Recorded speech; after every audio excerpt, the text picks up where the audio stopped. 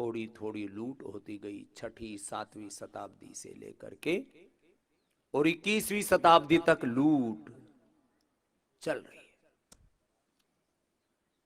षड्यंत्र चल रहा है।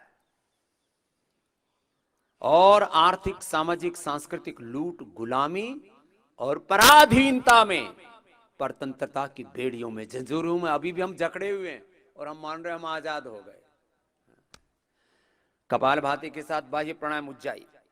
भाई राकेश जी जिन्होंने कल थोड़ा विषय प्रवेश कराया था 15-20 मिनट, ये देश को ये भी बताना है मुझे कि जागो, अब लूटो मत, बहुत लूट लिए हैं। तो भाई राकेश जी का एक बार बहुत बहुत अभिनंदन है, अच्छे बच्चे हैं हमारे। और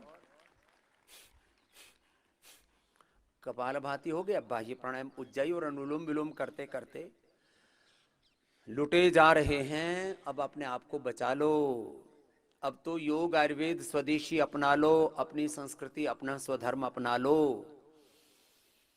कब तक लुटते रहोगे? हमारे पास किस चीज की कमी है? हमें किसी का अनादर नहीं है, लेकिन कोई अनावश्यक हस्तक्षेप हमारे जीवन में ना करे, हमारे धर्म में, हमारी संस्कृति में, हमारी प्रकृति में ना करे, हमारे देश में ना करे।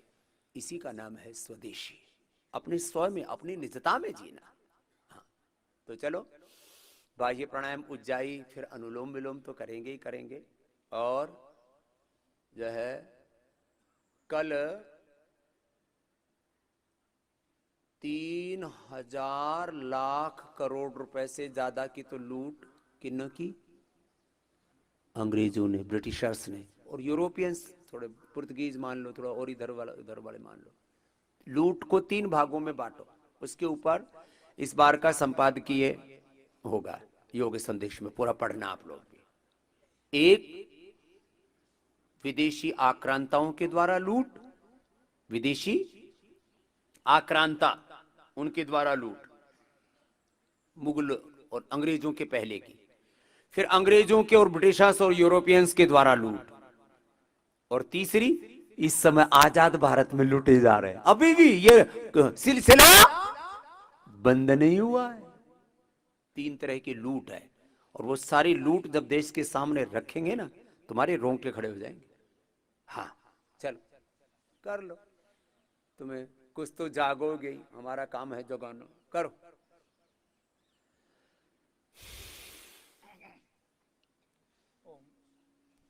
ओम।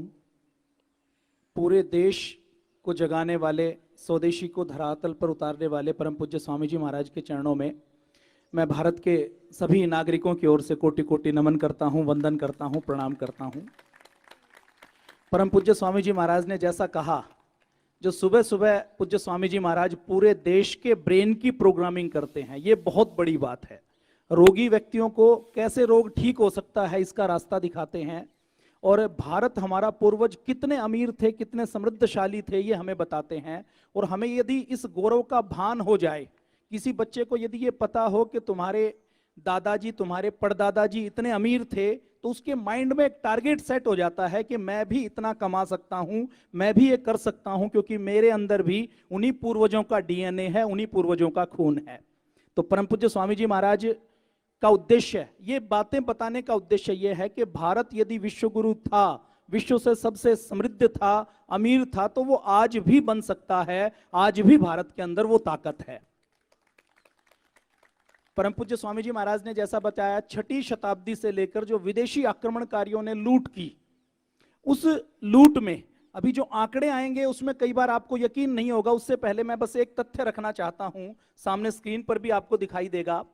अंग्रेज जब यहां से जाने वाले थे 1940 में, जब सेकेंड वर्ल्ड वॉर चल रहा था 1939 से लेकर 1945 तक, 1944 तक, तो उस सेकेंड वर्ल्ड वॉर में 1941 में जब अंग्रेजों को धन की आवश्यकता थी, तो भारत से उन्होंने चांदी का भरा हुआ SS गैरी सिप्पा नाम का जहाज भारत के कलकत्ता बंदरगाह से, वेस्ट बंगाल के बंदरगाह से आयरलैंड के लिए रवाना किया। वो जहाज के बारे में, उस जहाज के ऊपर 216 टन, 216 टन का मतलब है 2,16,000 किलो चांदी लदी हुई थी। इस 2,16,000 किलो चांदी को यदि हम मण में कन्वर्ट करते हैं, क्योंकि आगे के जो आंकड़े आएंगे वो मण में आएंगे, तो जब आप मण सुनेंगे, मण का आप सबको पता होगा, जैसे आजकल क्विंटल चलता है तो पुराने जमाने में मण चलता था। वो मण होता था 40 सेर का। एक सेर 1 किलोग्राम का भी हम मान ले, यद्यपि थोड़ा सा कम होता है, तो भी इसके मण बनाते हैं। तो ये 5,400 मण चांदी 1941 में SS गैरी सिप्पा नाम के जहाज पर भारत से आयरलैंड भेजी जा रही थी, क्योंकि उस समय ब्रिटेन के प्रधानमंत्री को धन की जरूरत थी और इस तरीके से ये लूट चलती रहती थी। तो जब ये आयरलैंड से 400 किलोमीटर दूर अटलांटिक महासागर में था, तो हिटलर के जासूसों को पता लगा। हिटलर के जासूसों ने उस जहाज के ऊपर तारपीड़ो चलाया और उस जहाज को डुबो दिया। वो डूबा हुआ जहाज, सबको जानकारी थी कि कहां पर डूबा है। फ्लोरिडा की एक कंपनी है ओडिसी मैरीन। ये ओडिसी मैरीन क्या करती है, रोबोट को नीचे भेजती है और जो कीमती सामान है उसको निकालने का काम करती है। तो इस ओडिसी मैरीन नाम की फ्लोरिडा की कंपनी ने इस गैरी सिप्पा जहाज की चांदी को अभी 1 साल पहले 2021 में निकाला है। और ये सारी खबर मीडिया हाउस में है कि उस समय के डूबे हुए जहाज से 2,16,000 किलो चांदी मिली है, जिसकी आज की कीमत की बात करें तो लगभग 1,400 करोड़ रुपए इसकी कीमत बैठती है। आप सामने स्क्रीन पर देख रहे हैं। यदि इस एक बात पर हमें यकीन हो जाए तो आगे जो हम बात करने वाले हैं उसके ऊपर आपको यकीन हो जाएगा, क्योंकि वैसे सिर्फ हम पढ़ते हैं तो उसके ऊपर यकीन नहीं हो पाता। हमें लगता है कि कहीं ना कहीं झूठ लिखा होगा।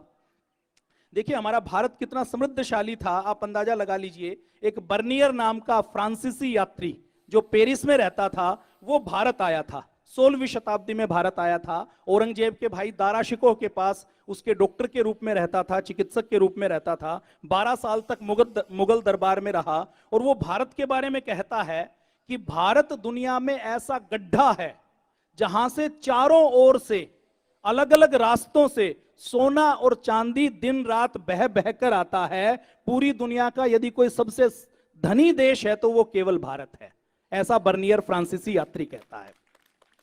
अब कितना लूटा है 6ठी शताब्दी से लेकर, अगर हम इसको 15वीं 16वीं शताब्दी तक केवल विदेशी आक्रमणकारियों में, हम अरब के, ईरान के, इराक के, तुर्की के आक्रमणकारियों की बात करें तो 16वीं शताब्दी में देखिए 638 से लेकर 711 तक 74 वर्षों में जो 9 खलीफा रहे, उन्होंने 15 बार भारत के ऊपर आक्रमण किया। उसके बाद मोहम्मद बिन कासिम आया 7वीं शताब्दी में, फिर उसका उत्तराधिकारी मोहम्मद जुनैज आया। उसके बाद 10वीं सदी में मोहम्मद गजनवी आया, फिर 11वीं सदी में मोहम्मद गोरी आया। मोहम्मद गोरी के बाद कुतुबुद्दीन एकब से लेकर अलाउद्दीन खिलजी से लेकर बख्तियार खिलजी से लेकर बहुत से लुटेरे। उसके बाद मोहम्मद गजनवी आया। उसके बाद मोहम्मद गजनवी बार बार आता रहा, बार बार आक्रमण करता रहा। उसके बाद मोहम्मद गजनवी के बाद अलग अलग और लुटेरे यहां पर आते रहे। तो उन्होंने कितना लूटा उसकी हम बातचीत करते हैं। मोहम्मद गोरी जो 10वीं शताब्दी में आया, मोहम्मद गोरी ने, आप सबको पता है कि बार बार आक्रमण किया। मोहम्मद गोरी जब आया तो उसने जयचंद की गद्दारी से पृथ्वीराज चौहान जी को हराया और उस समय उन्होंने जो मार की, जो मंदिरों को तोड़ा, उसकी मैं बात नहीं करता। अभी आज हम जो विशेष तौर पर बात करने वाले हैं वो लूट की बात करने वाले हैं। तो उन्होंने उस समय सोना चांदी हीरे जवाहरात को 4000 ऊंटों पर लाद कर अफगानिस्तान लेकर गया। और ये 2 तरह से लूट चलती थी। ये जो मंदिर भी तोड़ते थे ना, तो उनको बुत परस्ती से कोई परहेज नहीं है। मुसलमान भी जो है वो मजार की पूजा करते हैं ना। हमारा भगवान, हमारे देवता ऋषि मुनि तो खड़े हुए, उनका लेटा हुआ है और उसमें कोई आकृति नहीं होती है, खाली बस एक ऐसी मजार सी बनी होती है। तो कोई बुत परस्ती वाली बात नहीं है। लेकिन पहले जो मंदिर होते थे वो अर्थव्यवस्था के, शिक्षा व्यवस्था के, वो धर्म व्यवस्था के, हमारी समाज व्यवस्था के केंद्र होते थे। इसलिए मंदिरों को तोड़ने और लूटने का मतलब है भारत की अर्थव्यवस्था, भारत की शिक्षा व्यवस्था, और वहीं पर वैद्य रहता था मंदिर में, भारत की चिकित्सा व्यवस्था, भारत का सामाजिक ताना बाना, भारत की रीति नीति वही मंदिरों से नियंत्रित होती है। मंदिर तोड़ना मात्र एक भवन को तोड़ना नहीं है, ये भारत तोड़ने का षड्यंत्र था। कुछ लोग ऐसे बोलते रहते हैं मंदिर तोड़ दिए, क्या हुआ, बुत परस्ती चलती थी। बुत परस्ती की बात नहीं है। तो ये काम होता था। दूसरी चीज, भारत की, जैसे बता रहे थे कि हमारे पूर्वज आर्थिक दृष्टि से, बौद्धिक दृष्टि से, आध्यात्मिक दृष्टि से, वैज्ञानिक दृष्टि से अलग अलग संदर्भ थोड़े थोड़े रखेंगे। वो आपको इसलिए बता रहे हैं कि आपको अपने पूर्वजों की गौरव गरिमा का, अपने पूर्वजों की महानता का बोध होना चाहिए। पहले लूट के कैसे लेके जाते थे? गधों पर, घोड़ों पर, ऊंटों पर। पहले कोई ये तो जहाज जूझ तो थे नहीं उस समय। बाद में ये समुद्र के जहाजों से लूट करके लेके गए। वो तो एक छोटा सा सैंपल दिखाया आपको। ऐसे सोना, चांदी, हीरे, मोती कितने लूट के लेके गए, उसको सिलसिलेवार थोड़ा थोड़ा रखते रहेंगे। आप अनुलोम विलोम 15 मिनट कर लो, जिससे कि तुम्हारा ब्रेन का बैलेंस ना बिगड़े कि इतना लूट लिया तो गुस्सा आ सकता है तुमको। तो अनुलोम विलोम कर लो जरा। हाँ जी राकेश। बिल्कुल पूज्य महाराज जी, ऐसी ही बात है। मोहम्मद गजनवी जैसा मैंने बताया 17 बार आया। मोहम्मद गोरी की हम बात कर रहे हैं, पृथ्वीराज चौहान को हराया, कन्नौज के ऊपर आक्रमण किया, बनारस के ऊपर आक्रमण किया। तो अकेले वहां से एक एक शहर से वो 4-4 हजार ऊंटों पर लादकर खजाना, यहां से हीरे मोती जवाहरात सोना चांदी यहां से लेकर गई।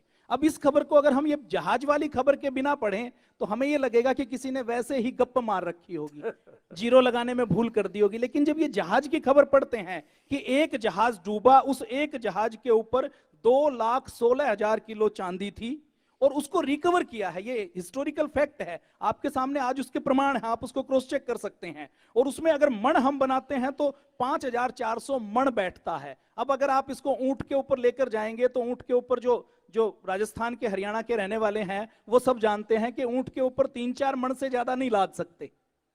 तो इस प्रकार से 4,000 ऊंटों के ऊपर वो लाद कर लेकर गया। उसके बाद ये लूट का इसी प्रकार से चलता रहा। कुतुबुद्दीन ऐकब से लेकर, बख्तियार खिलजी से लेकर, अलाउद्दीन खिलजी से लेकर, सब इस प्रकार से दिल्ली को, गुजरात को, अलीगढ़ को, बनारस को, जो हमारे मुख्य जितने केंद्र हैं उनको लगातार लूटते रहे।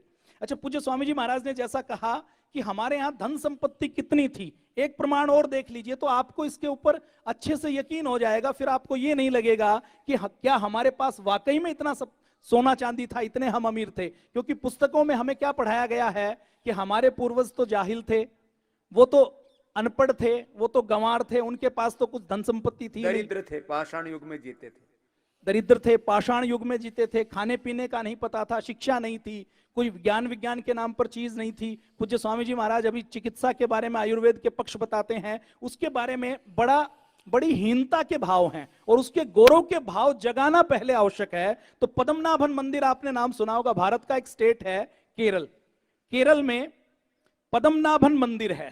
उस पद्मनाभन मंदिर का नाम आपने मीडिया में खूब सुना होगा। उस पद्मनाभन मंदिर में 7 तहखाने हैं, मतलब सोने चांदी के खजाने हैं, जहां अभी सरकार ने, कोर्ट ने एक समिति बनाई थी और भारत सरकार के अधिकारियों ने कुछ तहखानों को छोड़कर वहां पर जो आइटम है उनके सोने चांदी हीरे जवाहरात की, वो कितने ग्राम के हैं, वो कितने हैं, उसकी गिनती की थी।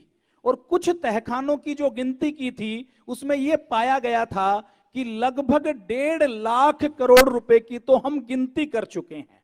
और ये जो गिनती की कीमत है, जैसे 10 ग्राम का कोई 2000 साल पुराना सोने का सिक्का है, उसकी जो उन्होंने काउंटिंग की है वो 10 ग्राम सोने की 50,000 रुपए की है। लेकिन अगर इंटरनेशनल मार्केट में उसकी एंटीक वैल्यू को देखा जाए तो वो एंटीक वैल्यू उसकी 10 गुना से लेकर 20 गुना, 50 गुना कुछ भी हो सकती है। तो आप अंदाजा लगाइए कि अगर 1.5 लाख करोड़ रुपए की संपत्ति आज भी भारत के एक मंदिर के कुछ तहखानों में है और वहां के जो बड़े मेन तहखाने हैं वो तो अभी खोले नहीं गए हैं, तो आपको यकीन हो जाएगा कि विदेशी भारत में क्यों आते रहे और वो मंदिरों को क्यों तोड़ते रहे। पूज्य स्वामी जी महाराज कहते हैं ना कि हमें पूर्ण पुरुषार्थ करना है, हमारे व्यक्तिगत जीवन में त्याग होना चाहिए, तपस्या होनी चाहिए और सार्वजनिक जीवन में वैभवता होनी चाहिए। तो ये हमारे इतिहास में होता था। हम खूब कमाते थे, खूब व्यापार करते थे, उसका दान करते थे, धर्म करते थे, पुण्य करते थे, मंदिरों में जमा कर देते थे और व्यक्तिगत तौर पर तपस्वी और त्यागी की तरह रहते थे। तो ऐसे मंदिरों में संपत्ति रहती थी। एक और व्यक्ति का नाम आपने लगातार सुना होगा, मोहम्मद गजनवी का, जो 17 बार भारत में आया। वो जो 17 बार भारत में आया तो उसके एक आक्रमण की मैं बात करूं तो मोहम्मद गजनवी जब 1001 में आया तो उसने राजा जयपाल के ऊपर आक्रमण किया। फरिश्ता के अनुसार जो उनके इतिहासकार हैं वो लिखते हैं कि नगरकोट जिस राज्य पर हमने आक्रमण किया उसमें कितनी धन संपत्ति मिली उसके बारे में वो लिखते हैं अपनी पुस्तक में। वो कहते हैं 7 लाख सोने की दीनार मिली, जिसको अगर कैलकुलेट करते हैं तो बैठता है 6300 किलो सोना।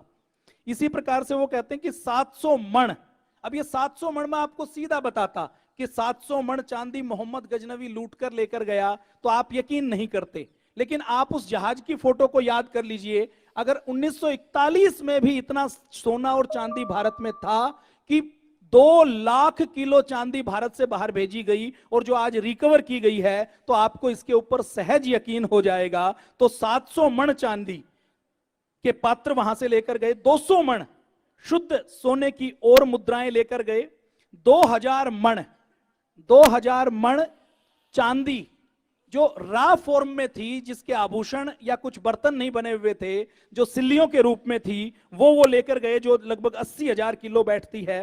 20 मण हीरे, पन्ने, मोती, बहुमूल्य मणियां भारत से लेकर लौटे। और ये केवल उसके एक आक्रमण की बात है। उसके बाद उसने थानेसर में लूट की। थानेसर में जो उसने लूट की, तो उसका दरबारी लिखता है कि उनको एक याकूत, एक ऐसा दुर्लभ मणि रत्न ऐसा मिला जो 1600 ग्राम का था। वो लिखते हैं कि 400 मिस्काल का था। ये मिस्कल अरबी के वजन की मात्रा है जो लगभग 4 ग्राम के आसपास होती है। तो 1600 ग्राम के हीरे, मोती, मणि उनको मिलते हैं। और वो कहता है कि ऐसा नसीब, ऐसा हीरा मोती, ऐसा जवाहर हमने कभी जिंदगी में ना देखा था, ना कभी सोचा था। फिर उन्होंने कांगड़ा में आक्रमण किया, ज्वाला जी के मंदिर में आक्रमण किया। ज्वाला जी के मंदिर में आक्रमण किया तो उन्होंने देखा कि वहां पर मंदिर के अंदर से उन्होंने 60 लाख सोने की दिनार, कई मण सोने की मूर्तियां, सोने चांदी की ईंटें, कई मण खालिस सोना, 20 मण चांदी और अनगिनत हीरे, जवाहरात, मोती, लाल और नीलम मिले हैं। यह हकुमे तारीफ में उनका दरबारी लिखता है। मोहम्मद गजनबी उसके बाद मथुरा चढ़ा, मथुरा पहुंचा तो मथुरा में भी उसको 10 टन चांदी मिली, जिसको वो ऊंटों के ऊपर, खच्चरों के ऊपर लाद कर लेकर गया। मथुरा के बारे में कहा जाता है कि वो जो मथुरा से निकला तो मथुरा में निकलते हुए उसके पास 100 ऊंटों के बराबर सोना, चांदी, हीरे, जवाहरात थे। अब ये मोहम्मद गजनी जब हर बार लूट कर जाता था अपने देश में, तो एक पुस्तक है इलियट एंड डाउन्स की, वो लिखते हैं कि वो जब प्रदर्शनी लगाता था तो लूट की गजनी में नागरिकों के सामने जब प्रदर्शनी लगाता था तो गजनी के नागरिक और उस समय दूसरे देश के जो राजदूत या दूसरे देश के लोग उस गजनी में होते थे, तो उनकी आंखें खुली की खुली रह जाती थी कि भारत के अंदर या इस दुनिया में किसी भी देश के अंदर इतना सोना, चांदी, हीरे, जवाहरात हो सकते हैं। मैंने 2 प्रमाण आपके सामने दिए हैं। यदि पद्मनाभन मंदिर और जहाज की बात किए बिना ये बात इस मंच से होती तो शायद आप यकीन नहीं करते, लेकिन वो 2 प्रमाण आप आज आंखों के सामने रखेंगे तो आपको लगेगा कि ये जो लिखा है ये 100% सत्य है। सोमनाथ के मंदिर के ऊपर आक्रमण किया और एक बार नहीं किया, बार बार किया। इसका मतलब क्या है कि एक बार मंदिर को खाली कर दिया, एक बार लूट कर ले गए, 1-2 साल 3 साल बाद दोबारा आते हैं तो दोबारा उतनी धन संपत्ति आ जाती है। तो सोमनाथ के मंदिर की मूर्ति को ना तोड़ने के लिए उनको स्थानीय निवासियों ने कहा कि आपको 3 करोड़ रुपए हम दे देंगे। तो किसी ने उसको बताया कि 3 करोड़ रुपए तो कम है इस मंदिर में, तो आपको ज्यादा संपत्ति मिलेगी। जैसे कोई पद्मनाभन मंदिर के ऊपर आक्रमणकारी आए और उसको हम कहें कि आप कुछ करोड़ रुपए ले लीजिए, कुछ 1000 करोड़ ले लीजिए, तो जब उसको पता लगेगा कि इसके अंदर 1.5 लाख करोड़ रुपए तो कुछ तहखानों में है, तो वो हमारे ऑफर को मानेगा नहीं। ऐसे ही उसने स्वीकार नहीं किया और उसने मंदिर को तोड़ा। और तोड़ने के बाद उसके इतिहासकार लिखते हैं कि उसमें से इतने हीरे, जवाहरात, इतना सोना चांदी निकला जितना पुजारी दे रहे थे वो उससे कई गुना ज्यादा था। अब ये एक बात यहां पर लिखी हुई है, वो कहते हैं कि उस मंदिर में जो सोने की चेन थी, उन सोने की चेन का वजन 200 मण सोने के बराबर बनता है।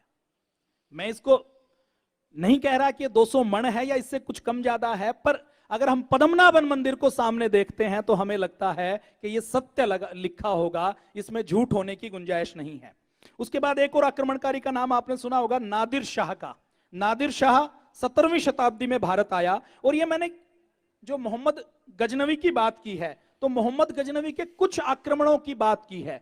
वो जब हर बार आता था तो अनेकों शहरों को लूटता था, अनेकों शहरों से लूट करता था। और वो जब देखिए अरब से कोई यहां आएगा तो उसके वापस जाने की गारंटी नहीं है।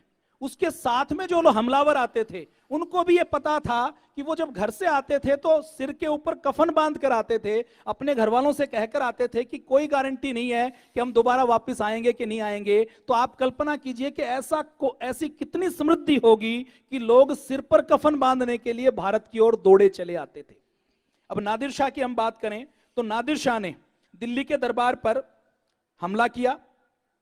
ईरानी था नादिर शाह ने 17वीं शताब्दी में हमला किया। और जब दिल्ली के दरबार पर उसने हमला किया तो उसके दरबारी, जब उसका एक दरबारी है जो इतिहासकार भी है, मिर्जा मेहदी अस्तरवादी, वो जब दिल्ली के दरबार में वहां का खजाना देखता है तो उसकी आंखें खुली की खुली रह जाती है। वो लिखता है कि बेहद कम दिनों में ही शाही खजाने और कारखानों की जब्ती के लिए तैनात अधिकारियों ने अपना काम पूरा कर लिया।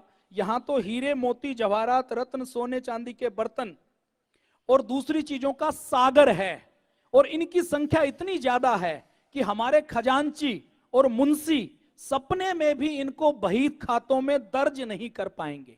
मतलब इतनी है कि उसको गिन नहीं सकते। जैसे पद्मनाभन मंदिर में जो अधिकारियों की फौज लगाई गई जिसने एक एक आइटम की गिनती की थी, तो उनको गिनती करने में कई महीने लगे थे, तब जाकर कुछ तहखानों की उन्होंने गिनती की थी। तो लूट का सामान जो नादिर शाह लेकर गया उसके बारे में यह कहा जाता है कि वो 28,000 खच्चरों पर, गधों पर, ऊंटों पर, हाथियों पर, बैलगाड़ियों पर लाद कर लेकर गया था। और एक बात और खास तौर पर नादिर शाह के आक्रमण के समय लिखी जाती है, वो कहते हैं कि 200 गाड़ियों में तो केवल महिलाओं का जो वो सामान था जो नादिर शाह और उसके दरबारियों ने लूट के बाद, मुसलमान देखिए कहीं पर भी लूट करते थे तो केवल लूट नहीं करते थे, उनके युद्ध के कोई नियम नहीं होते थे। अपने भारत में तो युद्ध के नियम भी होते थे। तो वो जो लूटने के बाद, पुरुषों की हत्या करने के बाद वहां की महिलाओं से शादियां कर लेते थे या उनको हरम में गुलाम बना लेते थे। तो वो लिखते हैं कि 200 बैलगाड़ियों पर तो उन महिलाओं को जिनको हरम में रखा था उनका सामान था, और उनका सामान भी उनका कीमती सामान था, जो पहनने के गहने हैं, जो मूल्यवान वस्त्र हैं, वो थे। नादिर शाह जब भारत में आया तो नादिर शाह ने एक और लूट की थी। कोहिनूर हीरे का नाम आप सब जानते हैं, सबको पता है। वो कोहिनूर हीरा भी नादिर शाह भारत से लूट कर लेकर गया था। उस कोहिनूर हीरे की कीमत के